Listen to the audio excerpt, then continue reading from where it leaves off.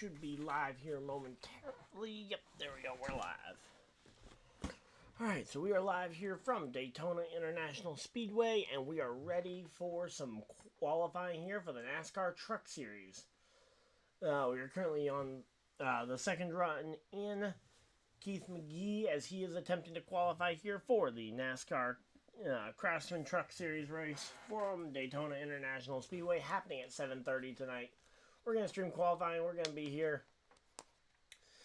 We got a lot of trucks. Curious to see who ends up going home and who is moving on. Looks like they are going to do a top 10 shootout, so that'll be fun. Wasn't sure if the couldn't remember if truck qualifying was in the same format. Unfortunately, Shane Van Gisbergen will not be in the ARCA race later tonight that you and I that we will all be I'll be here for, because ARCA was actually moved from tomorrow afternoon to today, so it'll be on at 10:30 tonight. That's gonna be a fun one.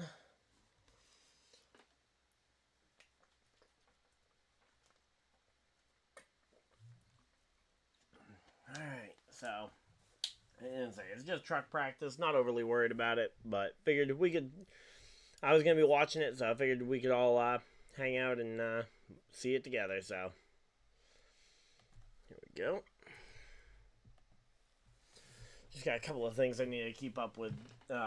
Fantasy Friday, for anyone that's wondering, will be out after this one. And ooh, we got a cool looking car there for Stephen Parsons, who goes to the top of the board. Stephen Parsons in the Ballpark Franks machine. I really hope we get to see that one in the race later tonight.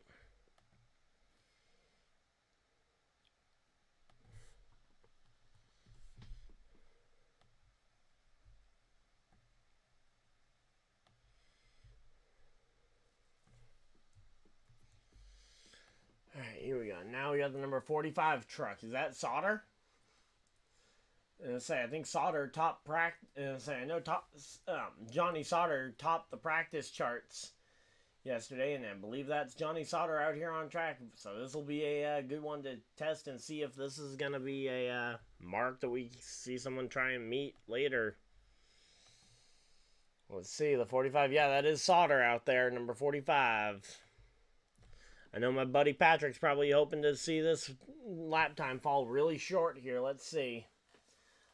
No ghost car here tonight, so it looks like we're just going to see a run to the checkers, and it's going to be coming to the checkers. It's going to be, where is he going to be? Top of the board? Yep, top of the board by almost a half a second. Wow. Nice run there for Johnny Sauter, getting a nice big, run there.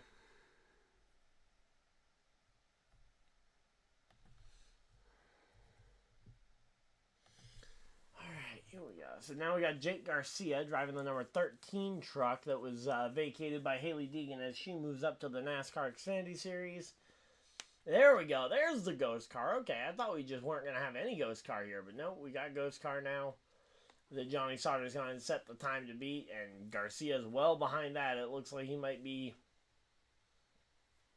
I'd say that looks like maybe a third place lap time. We'll have to wait and see, obviously, because he's not, the lap is not completed yet, but I would say it looks like he will be put either second or third, I think, because he's close enough to Sauter. I wouldn't expect him to end up fourth.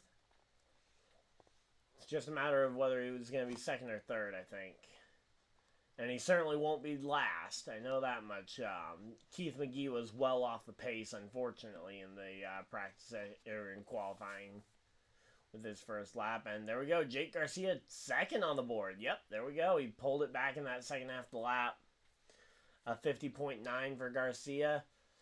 Right now, the time to beat, though, a 50.497 there for Johnny Sauter.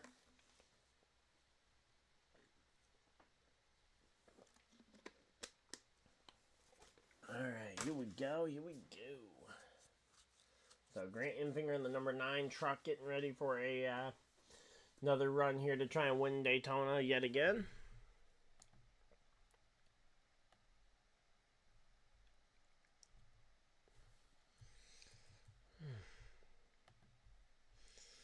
Alright, here we go.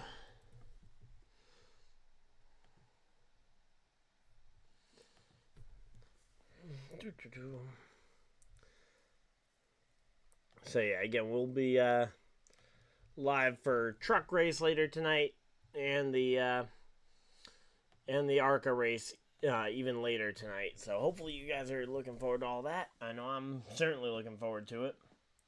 And have a good day. So it's been a busy one, that's for sure. And there we go. Clay Greenfield goes 5th on the board as he goes and puts up his lap time. There's a lot of drivers still to qualify, so don't worry if you're having trouble keeping up. I will continually probably read through the leaderboard here. Cody Robar in the number 97 truck here. And say apparently he had a 3rd place finish not too long ago, back in 2020. And now let's see. Where is he going to qualify here? He goes off into turn 1.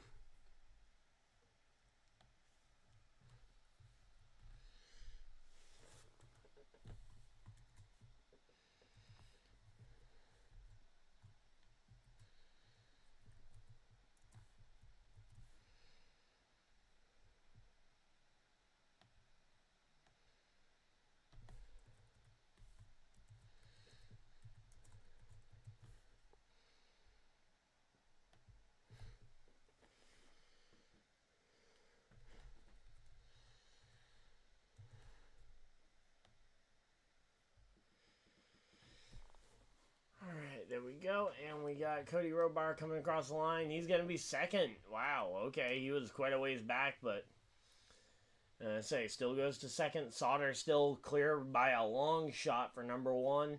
Now we got, is that Brian Duzat out there in the FDNY? Yep, Brian Duzat. He's 64 years old.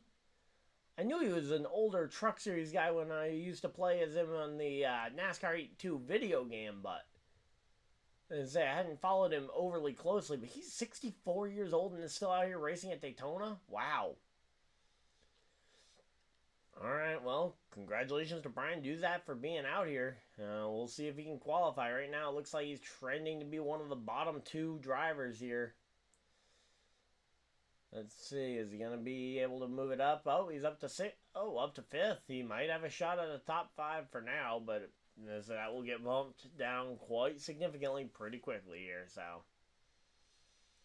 Let's see, he's about 4/10 off the pole here, it looks like. Half a second back. He's definitely slipping down. And it looks like he's going to come across the line. 5th place for Brian Duzat. So, not bad.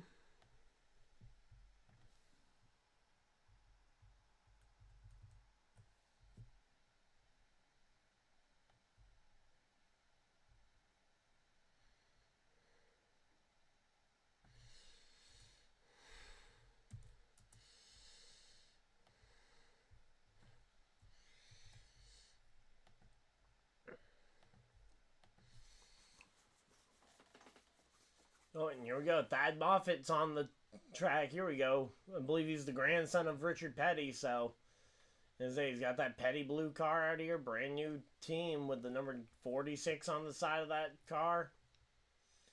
Let's see. Where is he going to end up coming out here? He's trending slower than Sauter down the back straightaway, and it is very hard for anybody to gain time here at Daytona around the track. Let's see, Moffitt. Yeah, he drifts up the track a little bit here. He's going to be 2nd. It's just about how close can he get to him, and it's going to be, looks like, what, 0.2 of a second off? 2.36 behind, or, sorry, 0.236 back from Johnny Sauter. Now we got the number 22 truck out there for Jason White. Going out here to try and drive this one. Let's see how Jason White ends up doing.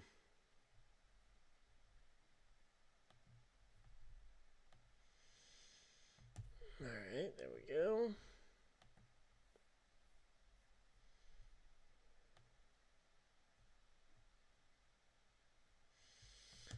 Alright, and then just need to post it to Twitter.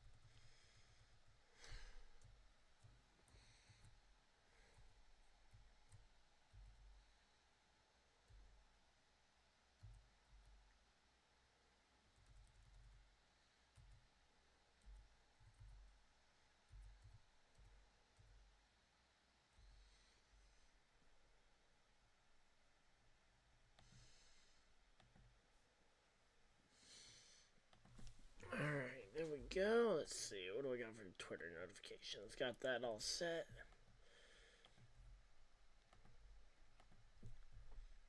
Alright, so there we go. Alright, we're all set up. Sorry, it took a little bit to get that going, and we're going to commercial break, so. 10 drivers have now have attempted to qualify. Jason White went to 9th on the board. So right now, the only guys I think that are really overly safe are probably Sauter and Moffitt. Are the only ones I think have any shot at really staying inside the top 10 at this point. I mean, there's absolutely no shot that Keith McGee or Jason White or Clay Greenfield are able to maintain that spot, just because I find it hard to believe that none of the remaining drivers can go within that range, so. Alright, there we go. Got that.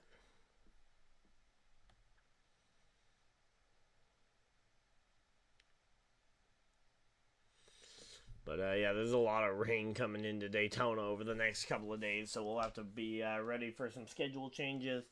Also, there will be a poll on the community tab later tonight during the truck race for you guys to give your opinion on what you guys would like to see fill the time slot if indeed tomorrow and or Sunday end up being rainouts.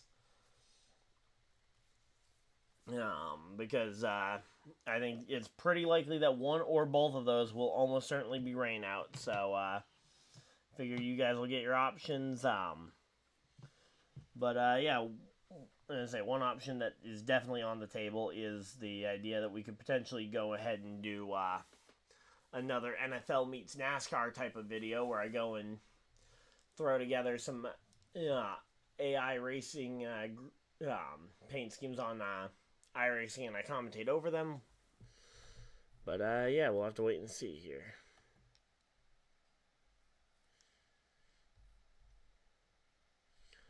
Let's see.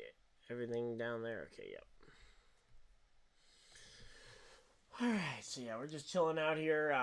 Also, if any of you guys are interested in playing some NASCAR Fantasy this upcoming season, there's a link in my description to go and play. The top link in the description is a link to a fantasy league to go and play with me and some friends. So go ahead, join that. And yeah, go ahead and the results from that will be featured on every... the results from that league will be featured on the NASCAR, or on my Fantasy Friday show every Friday before the Cup races, where I break down the upcoming week. So, that's a way for you guys to get involved and join in on the show. So, figure I'd go ahead and drop that link. It'll be in my description for every upcoming race stream. But, yeah, so we are all set and ready to go. Alright, that video got done rendering, so that's that.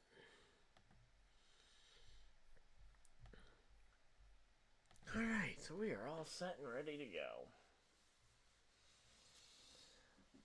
Alright, and they're back from commercial break. That was what I was waiting for.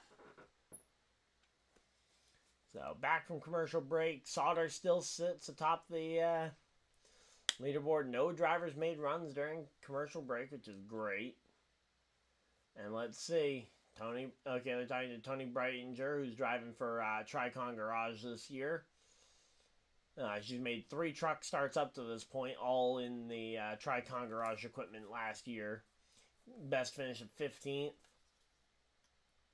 I mean, I'm curious to see how she does, but, I mean, it's just kind of the thing that it feels like a lot of the female drivers get overhyped. To a point where there's no way they could possibly fulfill the expectations that were given of them. Now here comes Dean Thompson, the driver who really showed some speed in last year. I would be shocked if we don't see him make a decent chunk of a run up here. It's showing good here. I don't know how good, because the bubble is right now Keith McGee, but he finished 3rd place at both Talladega in the fall and Charlotte in the spring of last year. So two third place finishes to cap off his season, and he goes 4th on the board there with that lap time of a 50.904. Alright, so we got So they've got Xfinity and Cup practice after this between now and the truck race. Then we got trucks at I won't be streaming either of those, but then we got the truck race at 7:30, and then the ARCA race at 10:30. So should be a fun night. Definitely an action-packed one, but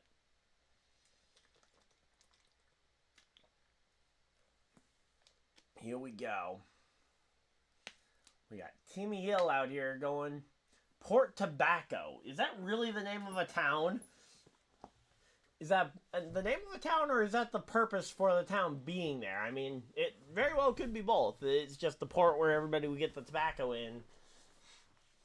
But yeah, right now Timmy Hill fighting for his for the top 10 here with Jason White. I don't like the fact that you're battling for that 10th spot. Tells me he's probably going to qualify in the back half of the field because, again, White and McGee, neither one of them really impressed on speed here. Timmy Hill goes up, and he's actually up to 9th. Okay, he beats Greenfield across the line, but not by much. So he'll slow it down and get ready, but he's going to be starting further back. He definitely is not making the top 10 with that shootout time. And so the second half of the season is where we're going to have to wait and see or the second half of the day is where we're going to have to wait and see. All right, and the number 38 truck, let's go. Front Row Motorsports, and Lane Riggs is the driver here. Made 6 starts over the last couple of years, including a best finish of 7th at IRP a couple of years ago. So certainly not the worst that he could be doing. And we got the HendrickCars.com number 71 on track. Let's see, who's that? Is that Rajah Caruth? I believe that's who it is. Here we go. This is another truck that should pretty easily bump up there right around the same place as Dean Thompson. Maybe a bit higher, maybe a bit lower, but right now it looks like he's on pace for about 5th or 6th here, it looks like. Yeah, Rajah Caruth, the 6th. I mean, I'm not trying to hate, but I'm going to say, Rajah, I felt like he had that truck, it feels like should be better. And I'm just questioning whether or not that's going to be enough to keep him in the top 10. I mean, you don't have to start top 10, obviously, to win at Daytona. Oh, and there's Corey Roper. One of the most ironic jokes I've ever made in my time talking about NASCAR. Because I remember throwing out a joke about, like, oh yeah, how almost everybody in the field is a Chevy, meaning that it's unlikely we'll see any Fords near the front of the field unless someone like Corey Roper can maybe make a run at it. And then he goes and gets 3rd place at Daytona that year. And here we go. Corey Roper on another Charger. He's in a Chevy this year. Okay. Previously, he's been a Ford driver. So here we go. Let's see. Timmy Hill just not able to keep up here. Roper, he's only about a 10th or 2 up, so he's only going to qualify about 8th here, I think. He's going to be somewhere between 9th and 7th. I think it'll probably be 8th. We'll have to wait and see as he crosses the line. And he is going to go 9th for Corey Roper. Not able to bump very high up there, and in fact, he's going to be pretty quickly, he'll end up on the bubble. And so, let's see, who's up next? The 02, it looks like. Yep, 02 of Mason Massey here, who's still looking for his first top 10 of his NASCAR truck career. But, yeah, last year at Texas ended up getting a personal best. And now Mason Massey going in there, and he's actually trending not even to the good on the cut line here. So he's potentially going to qualify. He's going to be outside the top 10 before he's even finished his run, which will be a first for this.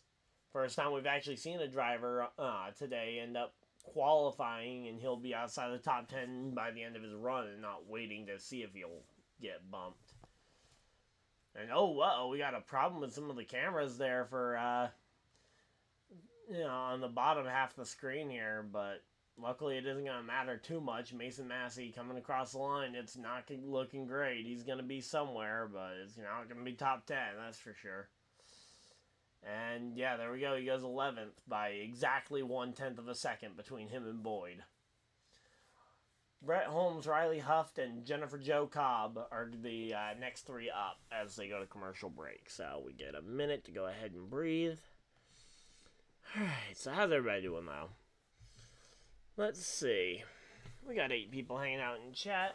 Thank you guys for everybody that's tuned in. Like and subscribe to the video as well, so yeah, hopefully more people will know that we're actually talking about it. But yeah, so just gotta go ahead and do a couple of things for my video coming out later. We are trying. Oh, hey, there we go. Hey, Life Behind the Axe, how's it going? What do you think of Moffitt? I think there's a lot of potential. I mean, it's what I say about a lot of the young guys in trucks. But, yeah, I really do think he has a lot of potential. It's just going to matter what he can do when he, because this is, I believe, is going to be, what, his first full-time truck season? He was full-time ARCA last year. ARCA is extremely tough to really judge, talent level in ARCA just because the equipment makes such a difference compared to the level of the driver. A bad driver in a good car can absolutely decimate the ARCA series, but a good driver in a bad car, not as much. So I think a full season in trucks will definitely give us a decent chunk as to who's going to be there. And oh, there we go. We got somebody bumping up there. Yep, Brett Holmes bumps up to 6th place here during the commercial break. He was TA2 last year. Is that the race team he raced for? Because I know he was in ARCA last year in the 46. And I think he made some part-time truck starts, but yeah, I think a full truck season will be a really good stepping stone for him. Good chance to kind of learn what kind of driver he is, especially at the tracks that are truck exclusive. Some of the bigger tracks like Daytona, Pocono. Although Daytona is also constantly a kind of a roulette. But yeah, I think he's got a lot of potential, no doubt. I just think potential can go in many different directions based on how it goes. Oh, Trans Am series, okay. Yeah, I didn't manage to catch many Trans Am races. I just knew every ARCA race that I watched last year. I saw him in the 46 car. All right, well, cool. I know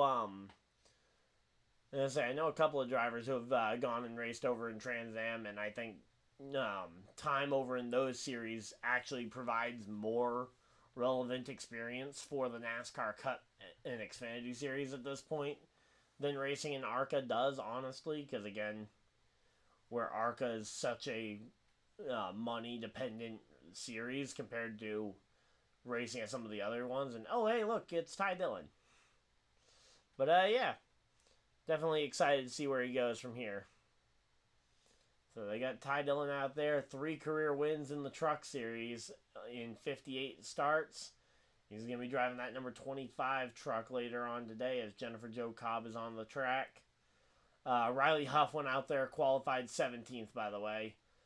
He went even slower than McGee did, and Jennifer Jo Cobb qualifies at the back of the field, too.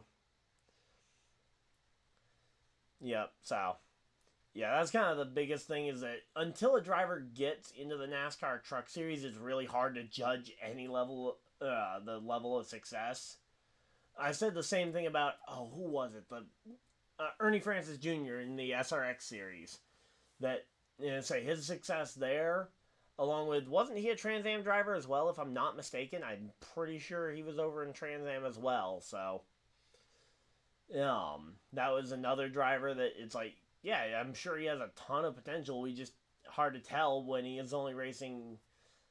When he's racing, well, first off in the series that I don't watch a ton, which is Trans Am, and then when he races in, and then he's only been part time in the SRX, which isn't even happening this year. So, because the SRX is a great chance for him to prove himself against some of the best drivers in the world, but it's only 6 races, so 1 or 2 events a year. doesn't really speak a ton there as Mason Maggio comes around. I'm sure I'm pronouncing that wrong. Is it Mason Maggio? Maggio? Maggio? I'm pretty sure it's Maggio, though, would be how I would imagine it's pronounced there for Mason. Driving that number 21 car, goes to 12th here on the board. Haven't seen a driver bump into that top 10 yet in a few minutes. Last driver who bumped up there was Brett Holmes, who is still sitting at 6th place. And now here we go, Grant Enfinger. Here's a Truck Series championship contender here. Let's see how he does. Even in terms of the bubble, he's not looking super good here. I mean, maybe that truck's just really not up to speed, but typically I would imagine Enfinger just blowing it up and being inside that top 5, top 10 conversation easily, but he's starting to pull away down the back straightaway, actually, up to 0.13, 0.14, about a tenth and a half ahead right now of Roper, but that's only going to move him up to about 7th or 8th here at best. Best case scenario, he's going to be up about 0.2 of a second here. 0.2 of a second up on the cut line, and he moves up to 8th place there for Grant Enfinger. So Enfinger only up to 8th. I was hoping for a little bit more out of Enfinger there. Next 3 up are Lane Riggs, Jack Wood, and Ty Majeski. So 3 drivers there getting ready to go, including a truck that we know is a championship caliber truck with that number 38. I mean, we got the 38, the 91, and then those are both actually better trucks than I think anyone gives them real credit for. All right, so here we go. Let's see, what do we gotta do?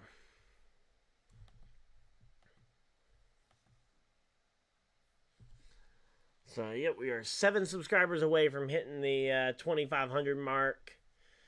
And I am going to go ahead and start getting, again, we got, we're going to have about 2 hours between the this qualification session ending and the truck race later tonight. So we'll have about 2 hours there. In that time span, my Fantasy Friday video will go up talking about the Daytona 500 from the lens of a fantasy NASCAR, letting you guys know who to pick, who maybe to avoid, and also letting you guys know that I do have my own fantasy league that will be running throughout the season. So if you guys want to play against me, go ahead, top link in the description of this video, along with it'll be in those videos as well. So alright, there we go. Let's see. Anybody bump their way up onto the... okay. So Corey Roper got bumped out. So Brian Duzat's going to be the cut line guy now. Alright, let's see.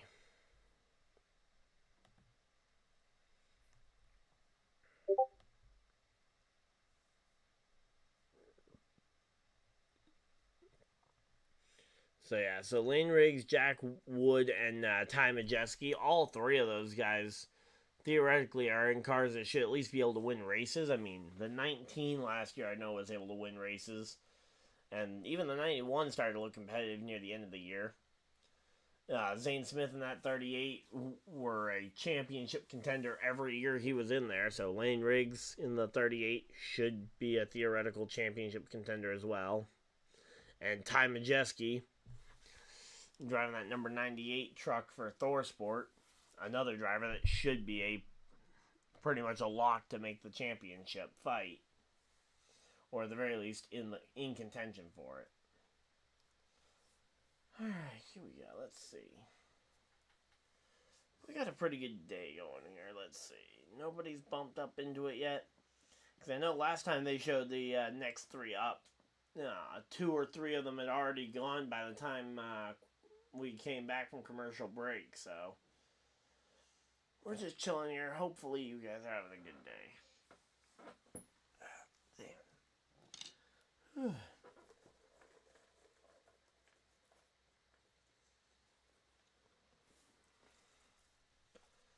So, yep, truck race tonight. That is gonna be so much fun. I'm excited, honestly, that we got trucks and ARCA tonight. Xfinity Series is still, as of right now, scheduled to be going off at like 5 p.m. tomorrow, but the forecast is not looking great. Although it's looking great for today, it looks like.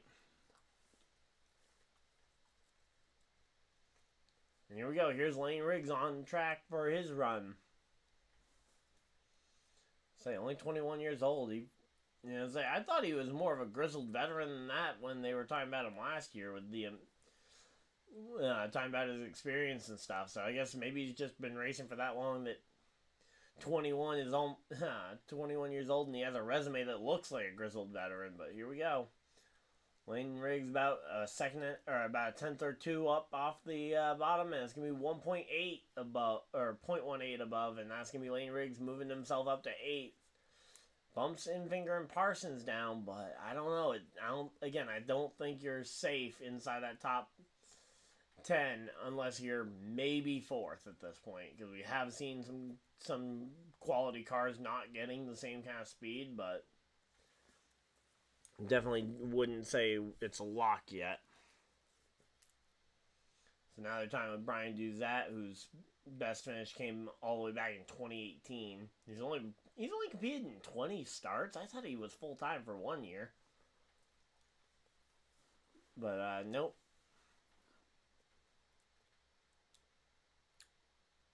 Okay, he's been running since he was 13 at local tracks. Okay, yeah, that makes sense then, how he has such a stacked resume by the time he's 21. I mean, I'm 22 and I've got no racing resume, so he's doing better than me, that's for sure. Here we go, Jack Woods on the track driving the number 91 car, and he's trending to the good. He might have a shot at bumping his way in, at least temporarily. I just don't know how high he's going to bump himself up. It's going to be ahead of Parsons. Is it going to be ahead of Riggs? Let's see. Oh, no, it isn't going to be ahead of Infinger. He only bumps out Parsons, and he's now the bump guy. And now on the track, we got the Thor Sport truck. Behind the wheel is Ty Majeski here. Not sure if I'm assuming he's coming to the green flag for his lap and not coming to the checkers, right? Okay, he's on the lap. So here we go. Ty Majeski, he's an interesting one because he's a fast enough driver. He should be able to set the pace. If he can go ahead and sit on the pole here temporarily, that'll show the kind of speed that's in the track. If not, that might give some added confidence to guys like Dean Thompson, Jake Garcia, and Brett Holmes, who are a little bit further down the list. But yeah, no, right now it looks like Majeski's absolutely going to blow the bubble time out the water. I don't know where he's going to place himself. If it's going to be top 5, where it's going to be. But here he goes. Off of turn 4. Looking like he might be half a second up on the time. And it's going to be top 2. That's for sure. Let's see. He goes to the top of the board. There we go. Majeski to the top of the board. Yep, Ty Majeski to the top of the board. Knocks Sauter off the top of the leaderboard. I'm sure. How did Riggs do? Riggs is 9th now on the leaderboard. So top 10 make the extra shootout to try and go for the pole, but he put up a 50.967.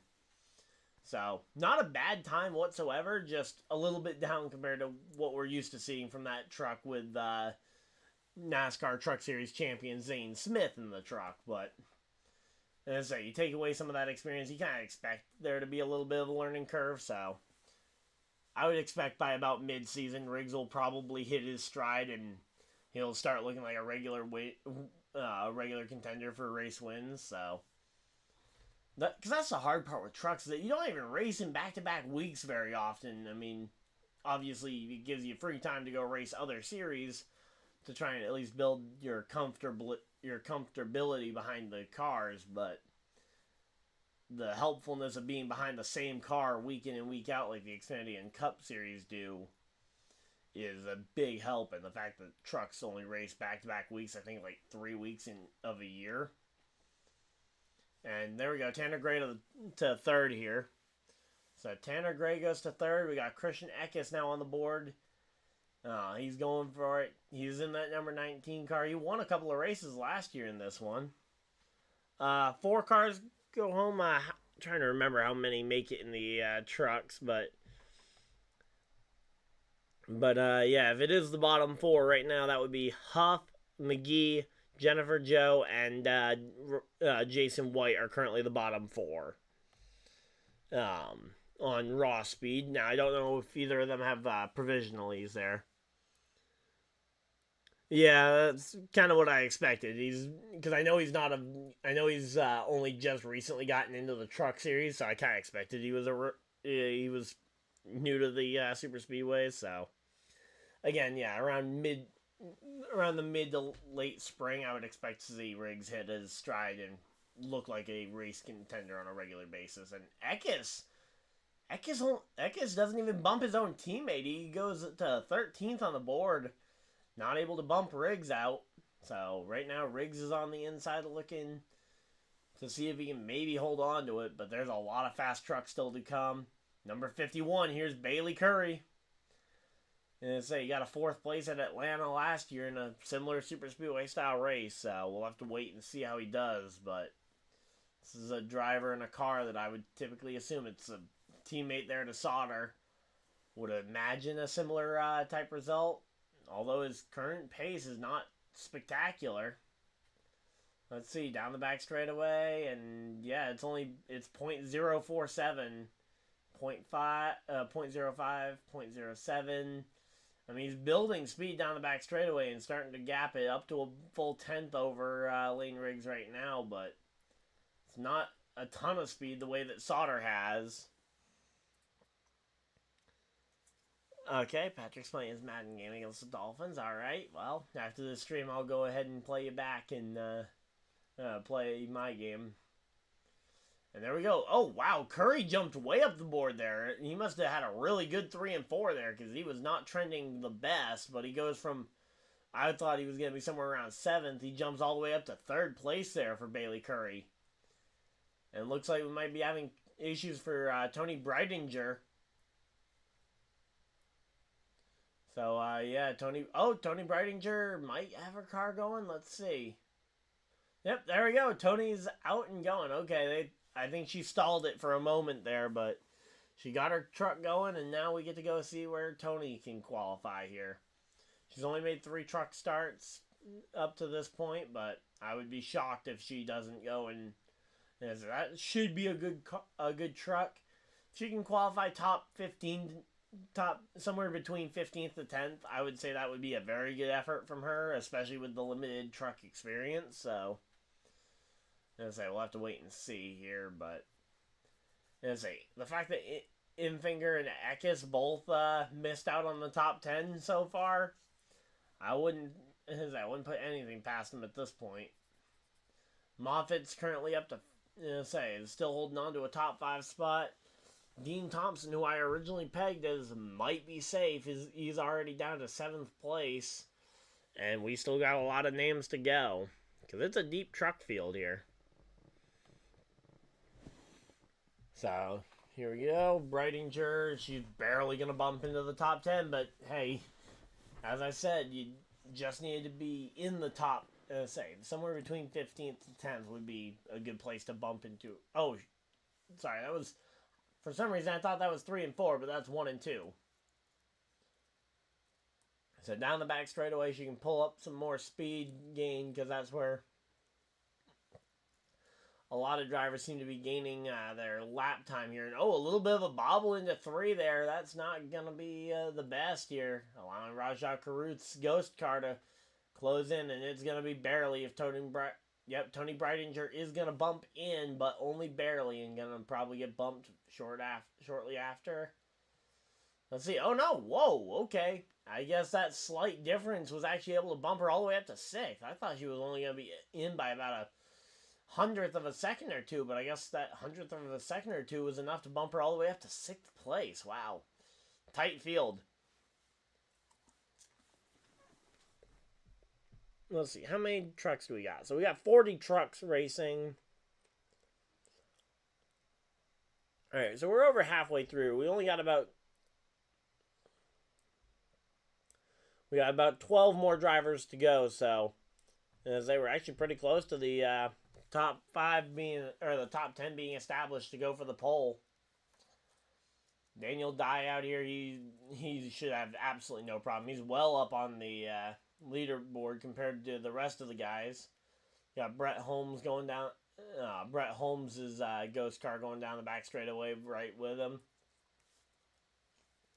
But at this point, Daniel Dye, he's up by about 2/10 already, entering 3. And let's see, can he avoid losing time off the corner? 0.17, 0.18, 0.19. It's going to be 2/10 of a second up on the board, and that's going to put him up to 6th place there. There we go. Nice big move there for Daniel Dye up to 6th place. Now we got a NASCAR Racing Experience commercial.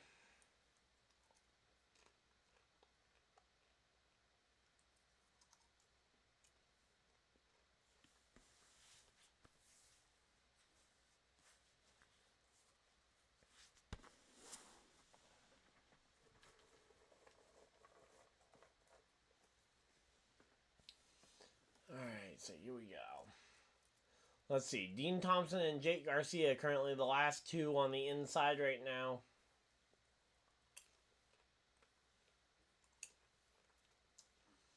Oh, there's the Bama Buggies. That must be Chase Purdy.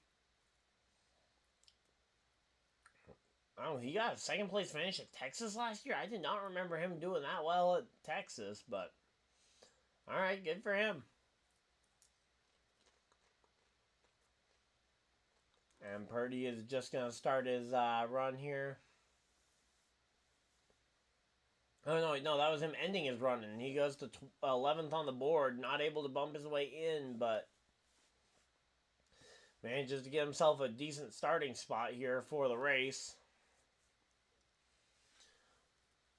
And now we got Stuart Friesen here.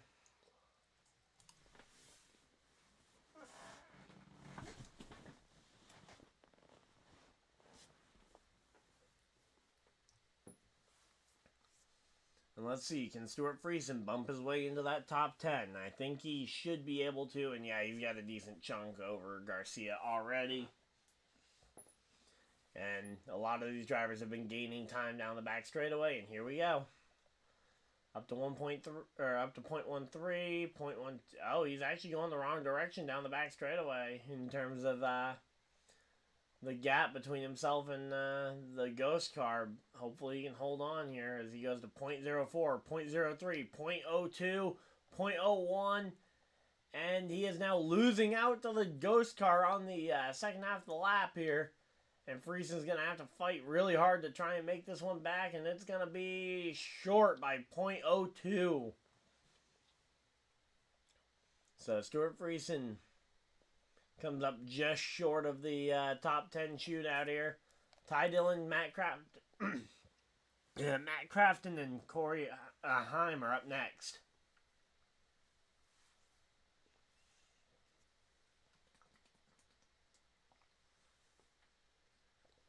Alright, here we go.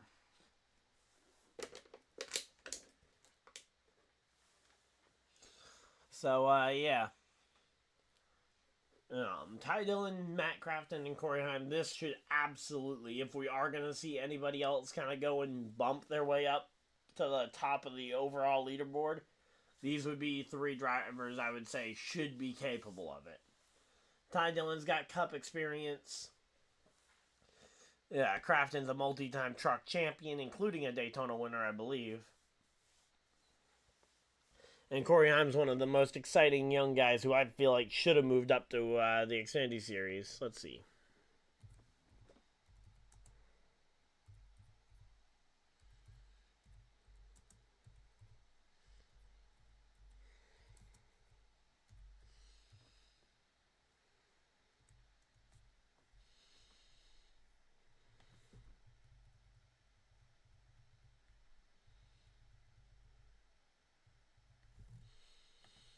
Alright, let's see. Matt Crafton.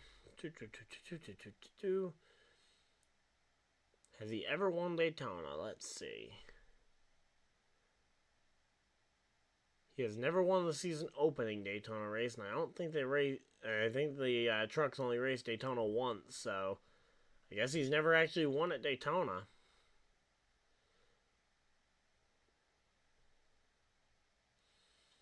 So, alright, I guess I was wrong on that one. So, maybe expecting him to succeed there would be a little bit more of a surprise than we initially thought. Let's see.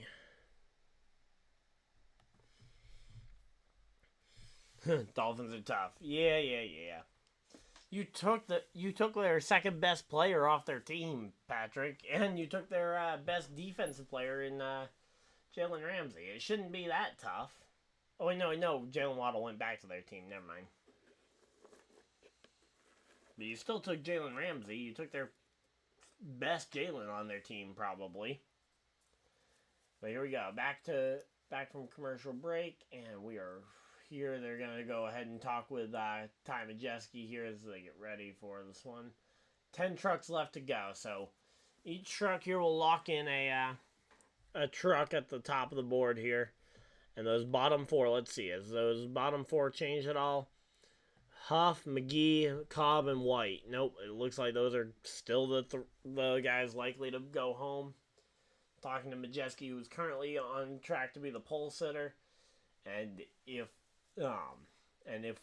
whoever this next car is, if Ty Dillon can't bump his way up into that top 10, that will lock Majeski in for a run for the pole later on. And here we go. Ty Dillon all the way against the fence here. He's going to try and see if he can get a good wind-up lap here. He's gotten 3 wins and 58 starts in the Truck Series so far for Ty Dillon. Grandson of Richard Childress. What more is there to be said that hasn't already been said before? But here we go.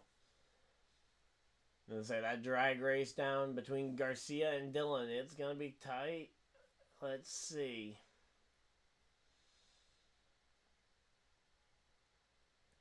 Ty Dillon's not going to be able to bump his way in, I don't think, down the back straightaway. He might have a surge here. Let's see.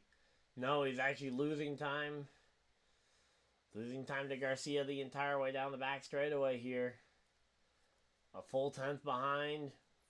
Now a 10th and a half behind. He is falling even further behind, and it seems like whatever he did on his wind-up lap has not worked out to this point.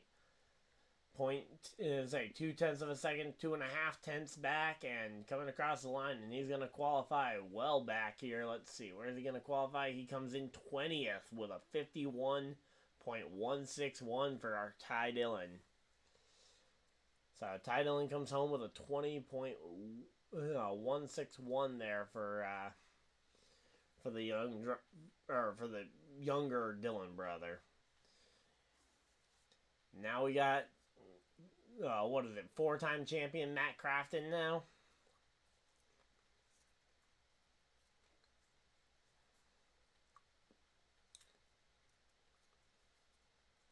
Alright, yep. 3-time champion. Sorry, 3-time champion Matt Crafton.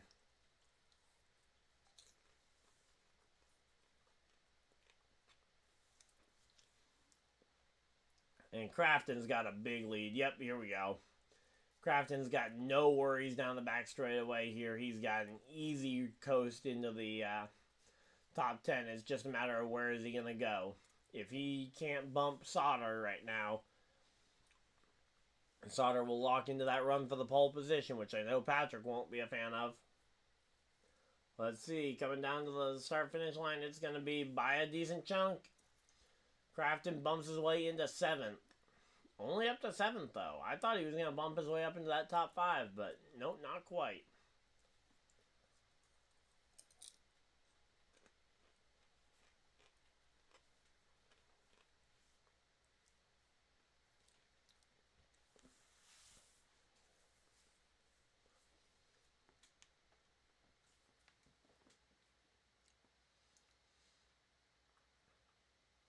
So now Corey Heim for Tricon Garage going to attempt to try and bump his own teammate out of the top 10 here. And Corey Heim is right on that bubble. He might not be able to bump his way into that pole shootout.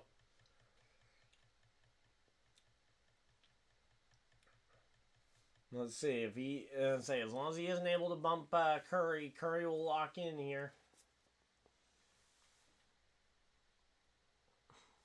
Slaughter's not lost yet. He can still go for the pole. And in fact, he will get a chance to run for the pole later. But Heim, off of turn 4, he's not going to get a chance to run for the pole again as he goes through the tri-oval at Daytona, and that's going to put him 20th on the board, and that's a really not great start there. So Corey Heim, he's going to have to come from 20th in the field, it looks like. Might even have to come from further back, depending on where some of these other guys go. Two-time champion Ben Rhodes now on the grid and going to try and see what he can do to qualify well.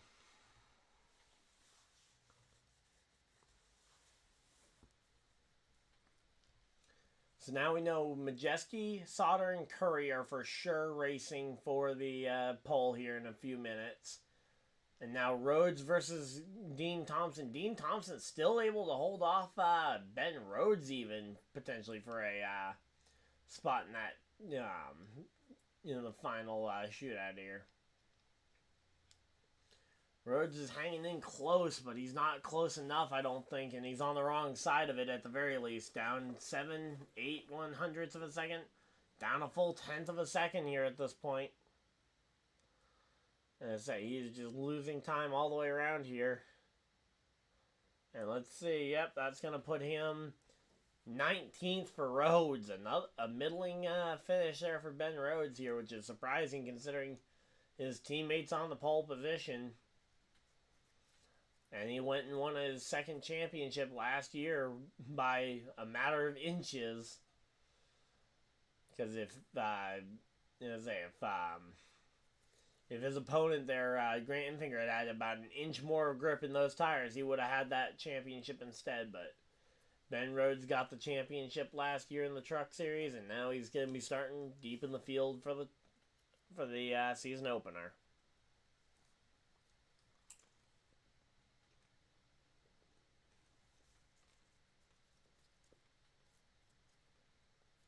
Here comes the number 18 for Tyler Ankrum. He's been in 113 of these truck races. He got one win under his belt, though, way back in 2019, driving at Kentucky, back when he was still a part-timer.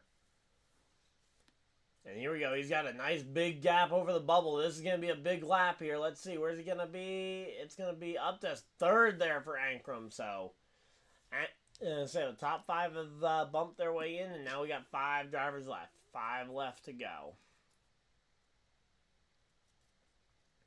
So 5 more drivers, and Tyler Ankrum absolutely able to fly to the top of the board there.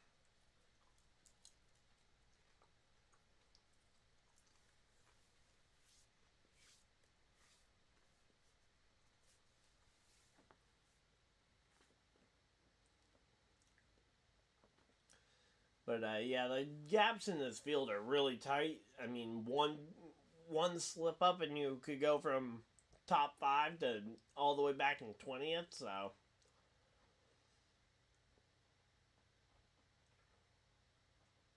Alright, here comes the number 33, Lawless Allen, gonna try and qualify here. He's only got one top 10 to his career so far, but as I say, he still could go further here. So 5 more drivers to go, and Allen is one of them, and he's not going to be anywhere near that bubble. He's going to say the question is whether or not he'll be in the top 30. Let's see. He goes to 34, so that will bump Riley. Oh, wait, no. Riley Huff, I think, is still in. So Riley Huff is now on the bubble to be bumped, but that will give Jennifer Jo Cobb a little bit of a safety net there. And 5 p.m. tomorrow is still the Xfinity race. That's still the schedule for now. We'll have to wait and see. Corey LaJoie entering into his 5th Truck Series start. His best finish being a 10th place finish at Bristol, like literally a decade ago at Bristol. But Corey LaJoie on a big lap here. He's going to try and bump his way up into that top 5. He might even have a shot at the top spot here. As he goes 0.3 of a second up, 0.4 of a second up here. Let's see. How far can Corey LaJoie climb here? I'm going to say 0.34, 0.35. He is going to just keep climbing. 0.36. And Corey LaJoie, he's going to put up a big lap where you just got to wait and see how big is this big lap going to be. If he comes through the trial, well, 0.38, 0.39, 0.39, and to the top of the board goes Corey LaJoie. Corey LaJoie to the top spot on the board, bumps out Cody Robar. And now Tony Breidinger is going to be on the bubble here. Yeah, I would say so. We'll talk about that, though, after the stream, Patrick. But, yeah, I think so. And now Taylor Gray going to attempt to try and qualify for this Daytona race. So, let's see. Now he's got to bump his teammate, Tony Breidinger, out of here.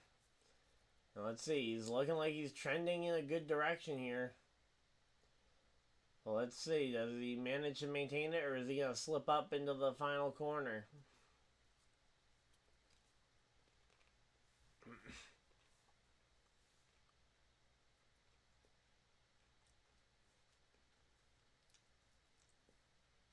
He's up almost a full 10th over Breidinger now, so he's going to be safe, it looks like. And I think Taylor Gray will get a chance to run for the pole. And Breidinger will not get a chance to run for the pole, and Taylor Gray bumps in only at the 10 spot, though, so he is not safe. So here we go. We got 3 more drivers to go. 3 more drivers left. And that now officially bumps out Riley Huff out of the field, along with Keith McGee also getting bumped out there. So Keith McGee and Riley Huff, I believe, are both out. Matt Mills and Nick Sanchez, the last 2 to qualify. So only 2 more left to qualify. Then we got the top 10 shootout here. Let's see. And Matt Mills looking really good here in the 42.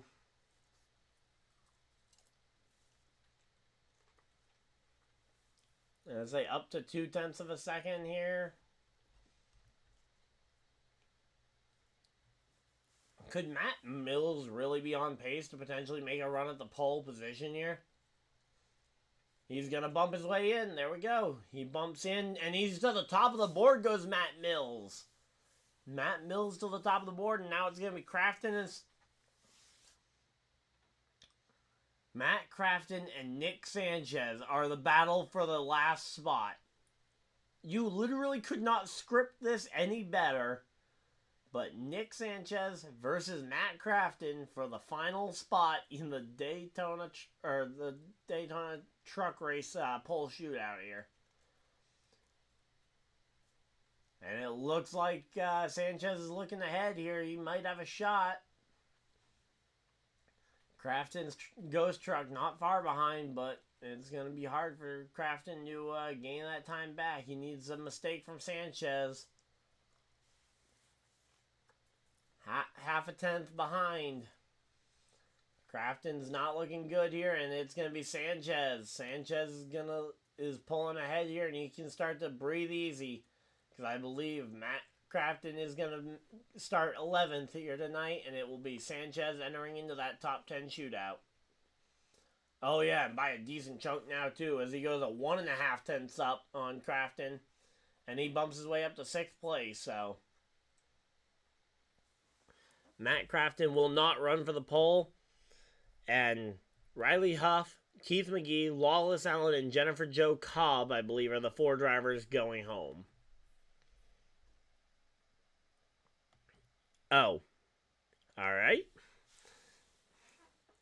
You must have found something that worked for you there, Patrick, against the AI, then. But, yep, so the 10 drivers running for the pole, though. You got Matt Mills, Corey LaJoie, Majeski, Sauter, Ankrum, Sanchez, Bailey Curry, Tanner Gray, Thad Moffitt, and rounding out the field, Daniel Dye. So, got a decent chunk of drivers here. No real, I don't think there's any obvious front runner for the pole position aside from Ty Majeski. I think Majeski should theoretically be the odds-on favorite, although Mills and LaJoie both went faster in their respective laps, although it was only by 2/100ths of a second that Mills actually edged out LaJoie.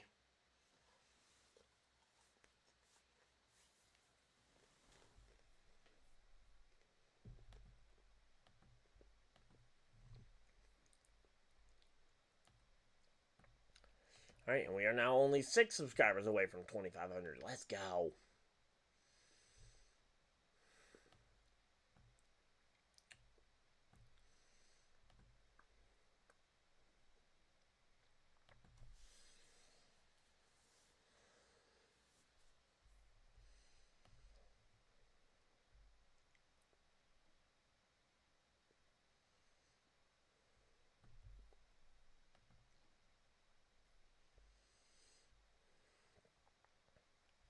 So entering December, we were actually still quite a ways back. I didn't even remember just how far back we were entering December.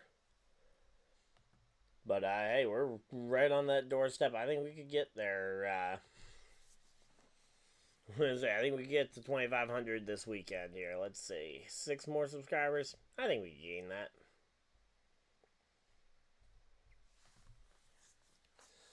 Alright.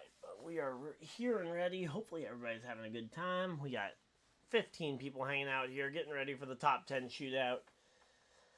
Again, Matt Mills, LaJoie, Majeski, Sauter, Ankrum, Sanchez, Curry, Gray, Moffitt, and Dye are going to be the 10 that are going to run for the pole. I think Majeski probably has the best shot. Him and Sauter have had the most time to cool their tires comparatively to the guys who are overall faster in their laps. So, because that's obviously one of the biggest things, you got to be able to cool your tires. So, some of the guys like Daniel Dye or Tanner Gray, who ran really late in the session and bumped their way in, they need all the time they can possibly get to get their tires cooled back down. And guys like Sanchez, who's going to be the 5th driver to go in that shootout, I don't know if he's going to have enough time, considering he just bumped his way into the field as the last driver to qualify. But, hey, you know what? We'll have to wait and see. I guess that's why we're watching qualifying, right? And again, I believe the 4 drivers who missed out will be Riley Huff, Tanner McGee, Jennifer Jo Cobb, and Lawless Allen are the 4 drivers I believe that missed out on the race. I'm waiting for the TV to actually confirm that there weren't any provisionals with those 4, because I could very much see there potentially being a provisional for one of them, but I don't know. And here we go. They're getting ready for the, 9 Chevys and 1 Ford advancing. Wait, somebody needs to update their math, because there's 8 Chevys, 1 Toyota, 1 Ford in this top 10 shootout. Oh, yep, there we go. They just corrected it. There we go.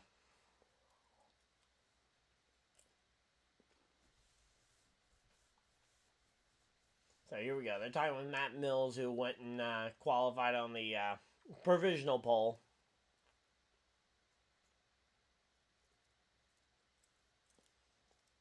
Which, remember, Matt Mills will be the last driver to go out here and qualify. Which means he gets as much time to go and cool the tires as humanly possible. Although he did run pretty late in the session, so he won't have as much time as he would have liked. He was the second to last driver to go, so he is going to have to go and get those tires cooled in a rather short amount of time.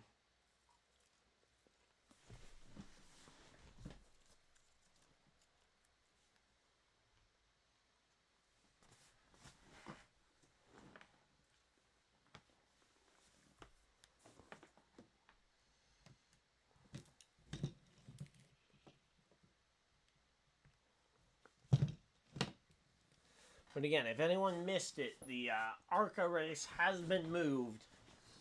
The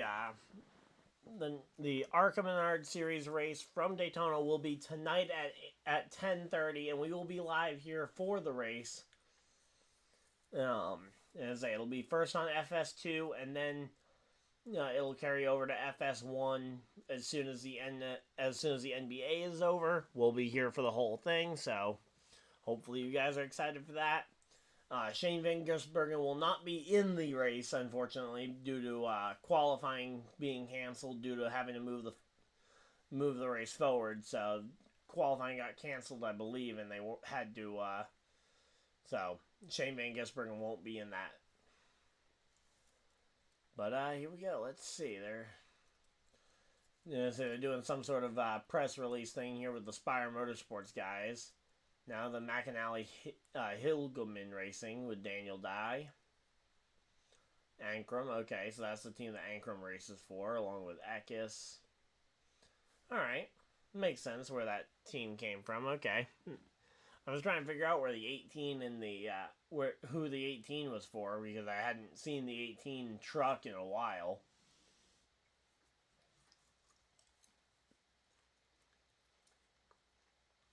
So yeah, so they're doing just a full intro to the Truck Series, it looks like. Alright. Zane Smith and Hocevar are both gone. Both those champions are moved on to the Cup Series full-time.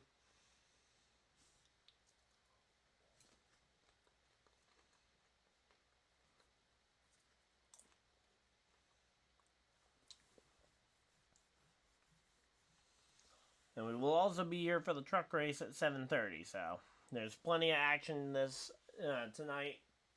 Don't you guys worry about that. And also in between qualifying ending and the truck race, I will be releasing my Fantasy Friday episode 1 for the season, because we got ourselves a new NASCAR season, which means new NASCAR fantasy. There's a link to compete against me, Patrick, and a couple of other friends of mine in the description. So if you guys want to take part in that, winners will be announced and displayed in the videos. So if you want to be a part of that series, that'll be the easiest way for you to be a part.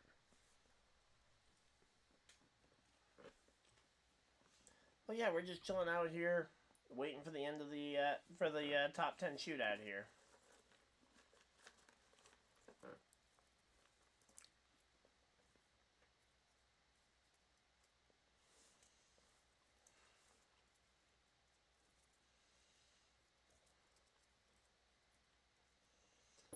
Hey David, how's it going? New subscriber, hey, thank you. Definitely glad you're here. We're working our way towards that 2,500 number. Getting ever closer here.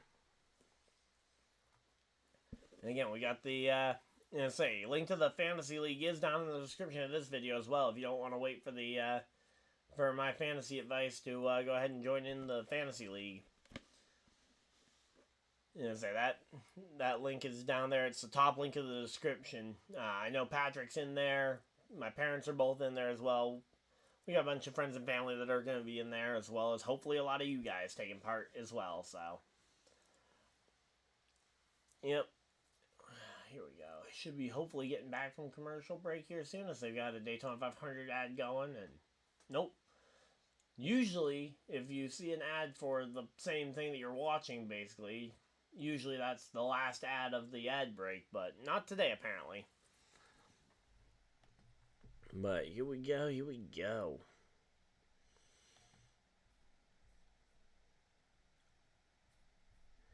So we are only 4 subscribers away. Let's go. And say the viewership over the last several days as we've been going into this week has been amazing. And I say really big thanks to all of you guys who make this possible, because without you guys, I certainly would not be doing this right now. And I say I have a full-time job on the side, but this definitely is what I want to be doing full-time eventually, so. You know, saying you guys are what makes it happen. So they're showing the qualifying order.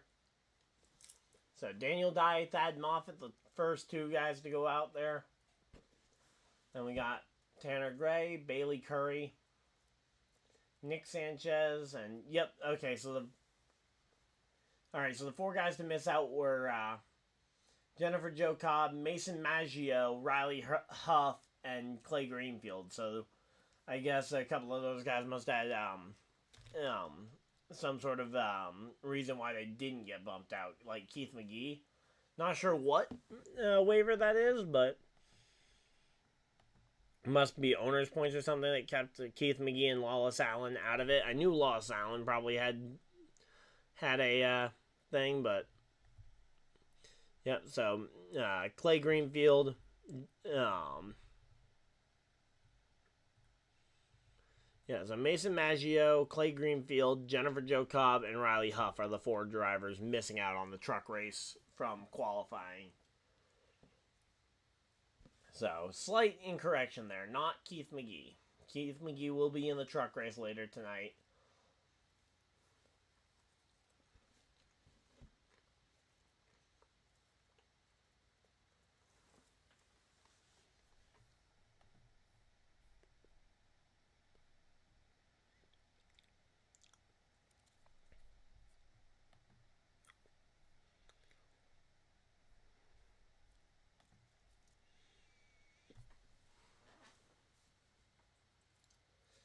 Alright, so commercial break still going on. We went to a commercial break for how long, and then we popped back just to tell us the starting order and who was missing out, and going right back to commercial break. Come on, Fox. I hate the amount of commercials that Fox does in the first half of the season. Well, for trucks it's a constant thing, but for the first half of the NASCAR Cup season, we have to deal with excessive commercials, it feels like, from Fox.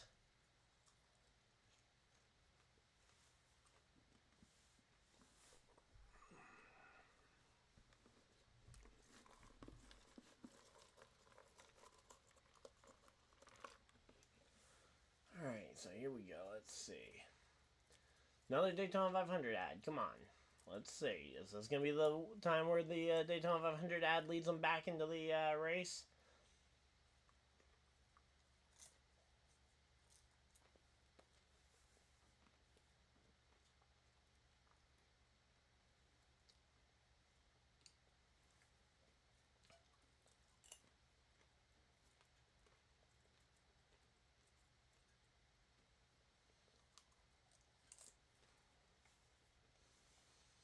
Alright, now they got an ad for a gambling addiction hotline. Or, not for a gambling addiction hotline, it's for some casino. Most of the words we're talking about the risks of gambling.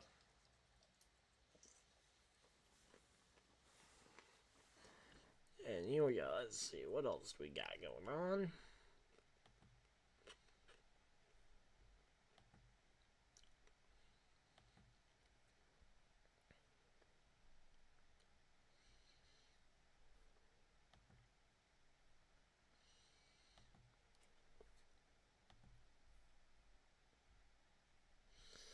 Alright, here we go. Just double checking, making sure everything's still going just fine. And here we go. Oh, and we're back from commercial break. Yes, let's go.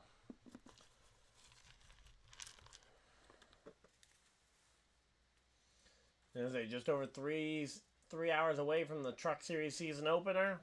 Let's go. Yep. 3 hours and 10 minutes away from being live for the Truck Series season opener.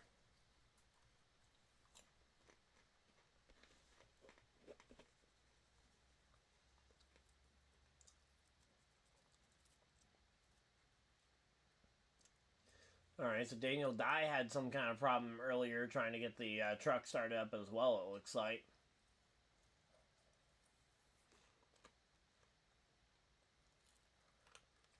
Looks like they got something opened up on the hood there, but hopefully he'll be able to get it going, because I would love to see him be able to make a run for the pole at least.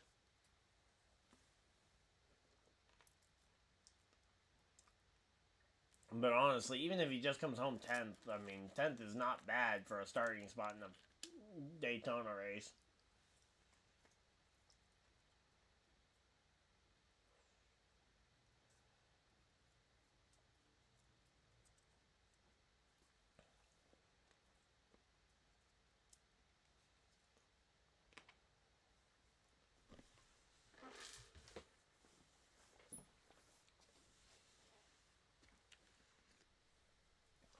Alright, there we go. They got the car going, so here we go. Daniel Dye is out on track. Let's see. Where is he going to qualify? Or what kind of time is he going to put up here?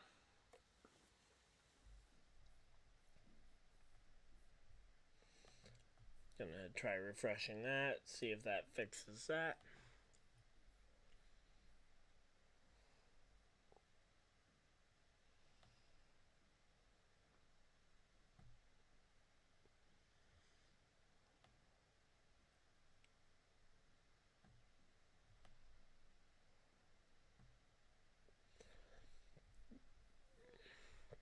Alright, there we go. That's all lined up well. And here we go. Daniel Dye coming out of turn 4. I believe this can be the start or end his lap. Okay, that starts his lap, I believe. So here we go. Daniel Dye out. We're going to have to wait and see. But hopefully he can go and get this thing going. But they got 2 onboard cameras. And as I say, he's holding the wheel steady. It's all a big question mark of can he manage to get this thing all the way around the track without a problem, and second off, what kind of time does he end up putting up?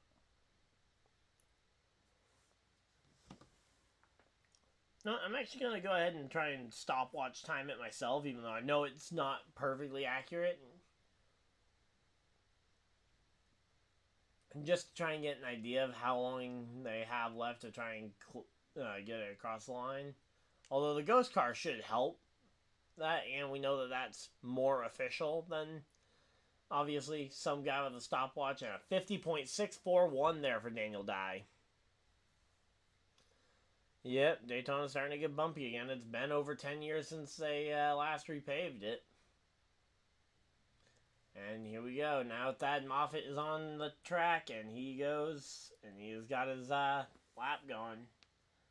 Let's see, are they gonna... Okay, there we go. They got the ghost car up, so I don't need to go and do some sort of thing with the link there. There we go.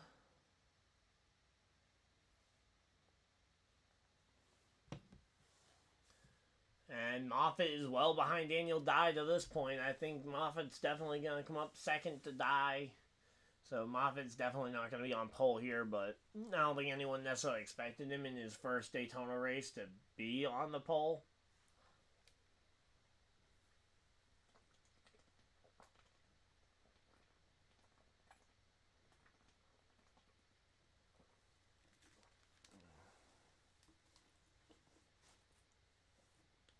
And yep, there we go. Moffitt turns up a 51.021.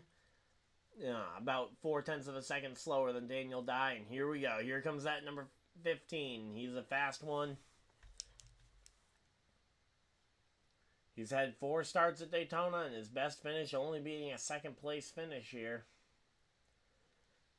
And let's see. He's the only Toyota to try and compete for this pole position, and he is right on top of Daniel Dye here at this point when it comes to lap time. He might, if he edges him out, it might be very slim margins here.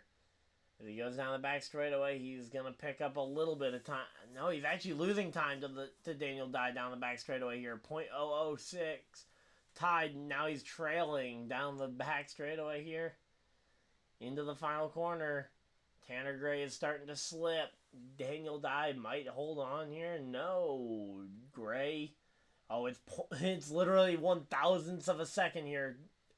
I think Daniel Dye is going to get it coming across the line. And yep, Daniel Dye holds on. But Tanner Gray holds on for a second here as Gray goes for a 50.694 to Daniel's 50.641. And now we got the first of the Nice Motorsports trucks. And here we go. Is that Bailey Curry out there? Yep, that's Curry in the 51. So Bailey in the 51 is on the track. They got 3 cars in this race. They got Bailey Curry, they got Sauter, and they got Matt Mills. And right now Curry is on the track, but it looks like he's set for 3rd place here. Because he's close enough to die that I think he could realistically end up still being close enough that he won't fall behind Moffitt, but he's definitely not close enough to get to him or Gray. And yeah, it looks like Bailey Curry's going to come home 3rd here, I believe. Off turn 4, coming into the tri-oval. And it's going to be 3rd for Bailey Curry. 3rd place for Curry.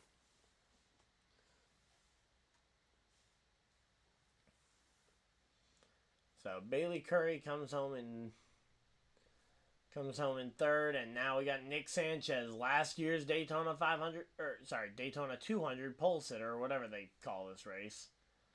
It's a 250 technically. Okay, so, but yeah, Nick Sanchez here. He sat on the pole for this race last year. He's trying to go back to back here, and change it to a victory this time, as opposed to being only a pole sit. But here we go. He's trailing. Oh no, he's actually ahead of. They're showing him ahead of Daniel Dye, but they're also showing his lap time is behind that of Daniel Dye. So I think I think Sanchez is on the good side here.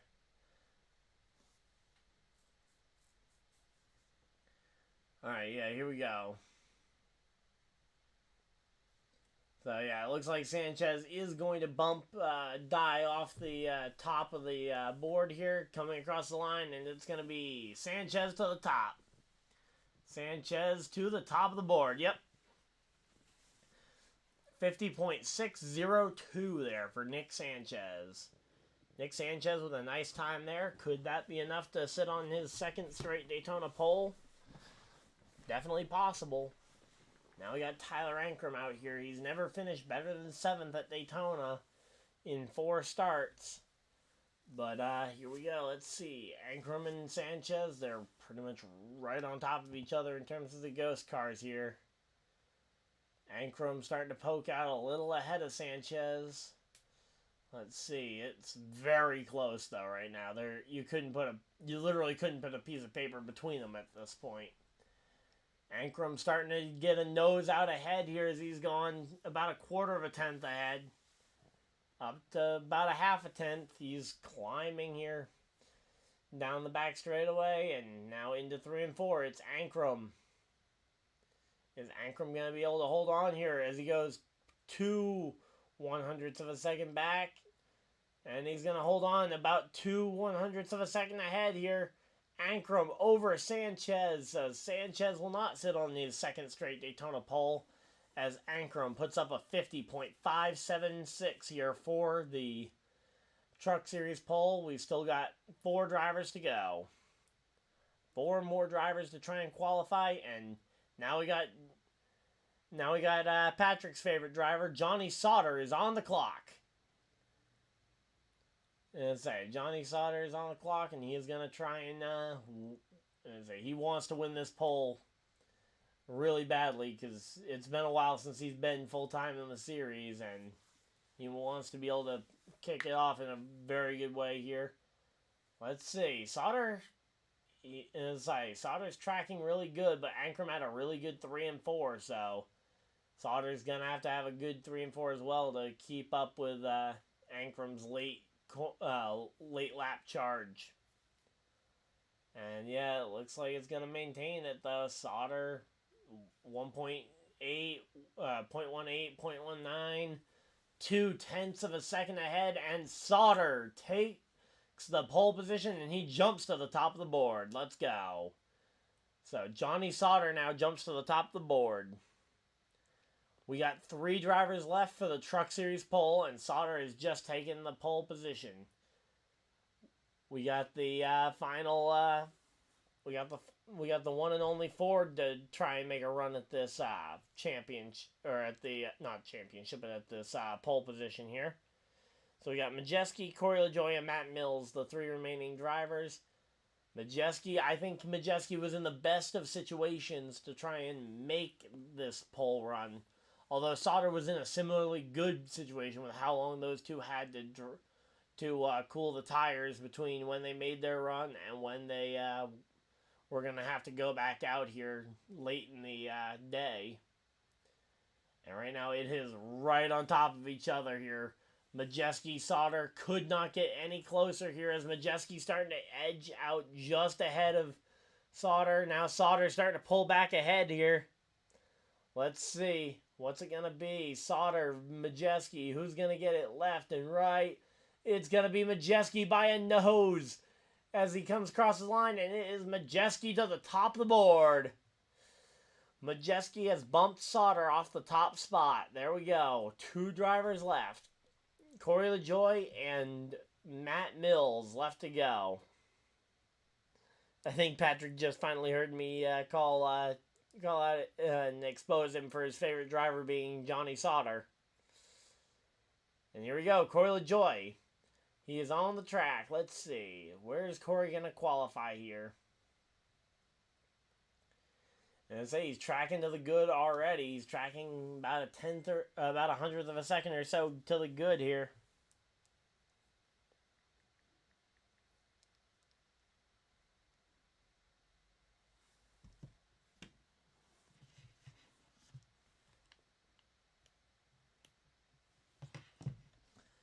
Alright, here we go. Now down the back straightaway, LaJoie's actually lost a lot of time to Majeski while I was looking down there, and yeah, it's now going to be 8 100ths of a second behind, and I don't think LaJoie might not even end up on the front row here after what looked like a very promising first half of the lap. And yeah, no, here we go. He's going to be third place for LaJoie, and now there's one driver left to try and bump Sauter and Majeski down. Sauter still on the front row, Majeski on the pole position, and Matt Mills, the last driver to go. Yeah, your favorite driver, right? Say, Johnny Sauter's your favorite driver of all time, right? That's what you told me the other day? Here we go. Matt Mills takes the green flag for his qualification attempt. He's going to have to stay close, and you got to be able to stay there down the back straightaway, because LaJoie was close, and then he lost it all down the back straightaway in terms of the time he'd gained. But as I said, I thought that there might not be enough time for Mills to properly cool his tires, and that looks to be taking its toll right now. As Ty Majeski is just steaming away, the ghost car fading into the distance here. As Matt Mills, it looks like he's going to come home about 4th here. Might even end up 5th, if depending on where Ankram's ghost car would be. But, yeah, here we go. 0.13 behind, and Ty Majeski will be the Daytona. Ty Majeski will be on the Daytona pole position for the truck race. And there we go. Ty Majeski climbs out of his truck to go celebrate with the team, and they go. Are you kidding me? How long were we completed there before they went and threw it to commercial break? All right, well, at least I don't need the TV to tell me what the results were. So, Ty Majeski on the pole position. Johnny Sauter will start alongside him for the front row. Corey LaJoie and Matt Mills make up the second row. Third row will be Tyler Ankrum and Sanchez. Fourth row will be Daniel Dye and Tanner Gray. Bailey Curry and Thad Moffitt round out the top 10. And the final driver, or in the 11th driver, the first one that got bumped out was Matt Crafton. So, there we go. That is everything for the truck qualifying, I believe. So, if you guys want to keep watching NASCAR content, FS1 is about to bring up Cup, or Xfinity and Cup practice. Okay, Patrick's really excited that Sauter didn't get it. Okay. But yeah, so if you guys want to keep watching NASCAR stuff, FS1 will be carrying both Xfinity and Cup Series practice for the next couple of hours. I will be back at 7:30 Eastern Standard Time for the Daytona truck race, and again after that we will also be here for the ARCA race later tonight at 10:30. So both of those events will be happening later tonight. So hopefully you guys enjoyed. If you guys did, leave a like on the video, subscribe if you guys are new so you guys don't miss any future videos or live streams. Again, we've got 2 more streams coming up today, starting in about 3 hours with the truck race. But until next time, hopefully you guys enjoyed. We are only 3 subscribers away from 2,500. Let's go. But until next time, this has been Ryan Dyer, and I will see you guys next video. Live stream, whatever you guys decide to do with the rest of your day. Have a great day, everybody, and goodbye!